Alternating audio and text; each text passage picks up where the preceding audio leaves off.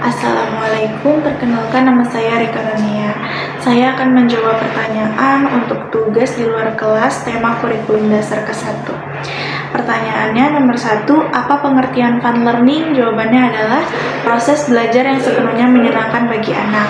Yang kedua, mengapa proses belajar harus fun learning? Agar proses belajar yang dilakukan dapat memberikan kesenangan, kenyamanan, dan kebahagiaan bagi anak. Yang ketiga, apa tujuan fun learning? Untuk menumbuhkan minat belajar secara intrinsik agar anak mau belajar karena keinginannya sendiri. Yang keempat, apa hukum fun learning di Bimba? Jawabannya wajib diterapkan di setiap saat. Yang kelima, siapa yang harus merasakan fun learning dan sebutkan alasannya? Jawabannya adalah anak, supaya setiap anak dapat merasakan bahagia dalam proses belajarnya, sehingga anak menjadi senang belajar. Yang keenam, siapa yang harus menciptakan fun learning dan sebutkan alasannya? Jawabannya adalah motivator, karena motivator bertanggung jawab penuh dalam menciptakan suasana belajar yang menyenangkan. Nomor 7, bagaimana cara menciptakan fun learning? Jawabannya adalah mengajak anak berdialog, bernyanyi, bercerita, mendongeng, dan bermain bahasa Bimba.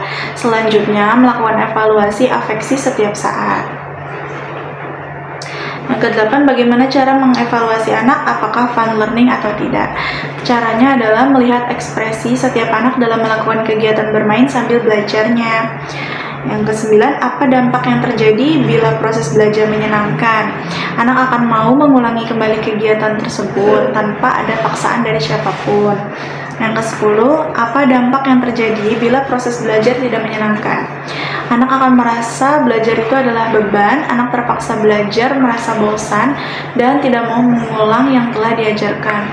Anak juga lebih suka bermain game sehingga malas belajar, dan anak akan menjadi generasi pembenci belajar. Selanjutnya yang B adalah metode small step system. Yang pertama, apa pengertian small step system? Jawabannya adalah proses belajar yang dilakukan secara bertahap. Yang kedua, mengapa proses belajar harus dilakukan secara bertahap? Jawabannya karena dengan bertahap akan tercipta suasana belajar yang menyenangkan. Yang ketiga, apa tujuan small step system? Tujuannya adalah agar proses belajar yang menyenangkan dapat tercipta. Yang keempat, bagaimana cara agar motivator dapat mewujudkan proses belajar yang small step system? Dengan cara wajib menerapkan individual system, membimbing atas kemauan dan kemampuan masing-masing anak. Yang kelima, apa dampak yang terjadi bila proses belajar small step system? Anak akan senang, bahagia, dan dapat menikmati kegiatannya. Yang keenam, apa dampak yang terjadi bila proses belajar tidak small step system? Jawabannya, anak tidak merasa bahagia karena paksaan dan sulit tumbuh minat bacanya karena tidak menyenangkan. Sekian, terima kasih. Wassalamualaikum warahmatullahi wabarakatuh.